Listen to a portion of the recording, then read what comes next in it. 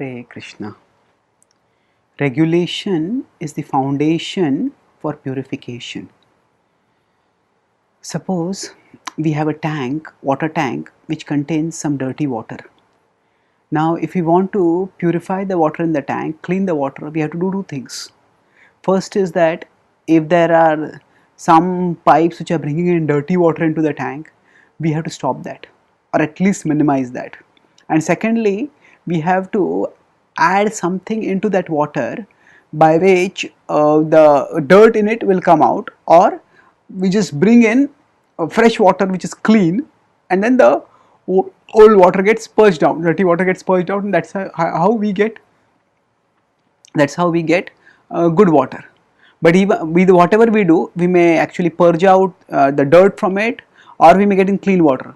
If we don't stop the inflow of dirty water, the water will never become clean.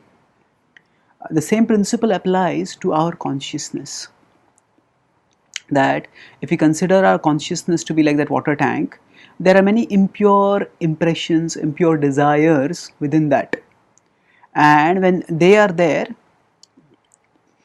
the result of that is that actually we move forwards in the we are dragged here and there, and we want to focus on Krishna, we want to move towards selfless love. That's why we need to get rid of these impurities in our heart. Now, how can we get rid of the impurities? The first thing is we have to prevent further impurities from coming in, just as we have to prevent further dirty water from coming in. Now, of course, the world is filled with temptations, and often we see impure things in the world around us. We can't avoid that, but we can avoid dwelling on them.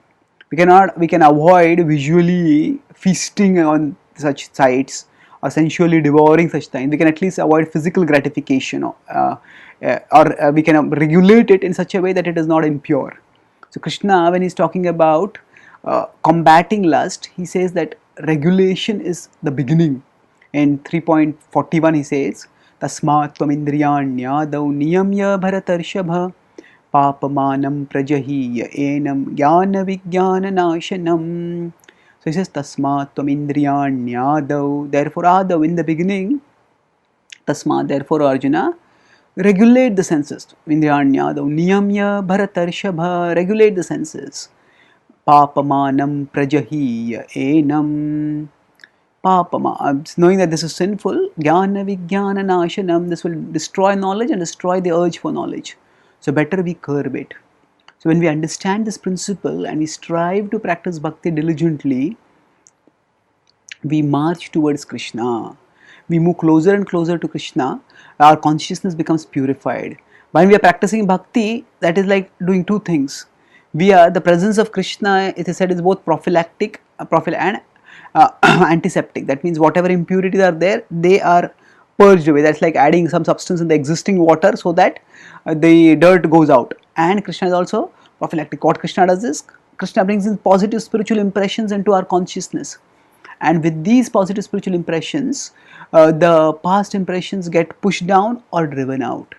But still we have to make sure that we don't bring in sensual impressions. That's why purification is founded in regulation.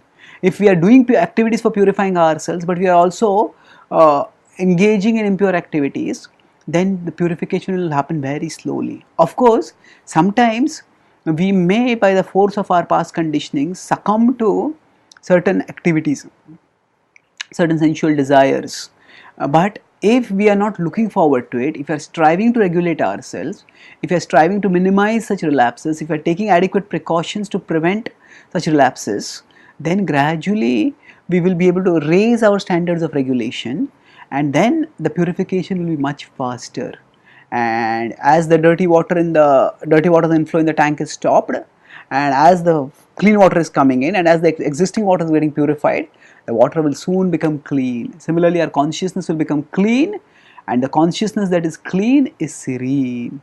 We can perceive Krishna and we can relish Krishna. Prashanta manasam hyenam yoginam sukham uttamam upaiti shanta rajasam brahma bhutam akalmasham. In 6.27 Krishna says that Prashanta manasam hyenam, the mind that has become peaceful is Yoginam sukham uttamam. It gives uttama, it gives the supreme happiness. And that can be ours when we purify ourselves and by regulation and by the practice of bhakti. Connect ourselves with Krishna, absorb ourselves in Him. Thank you. Hare.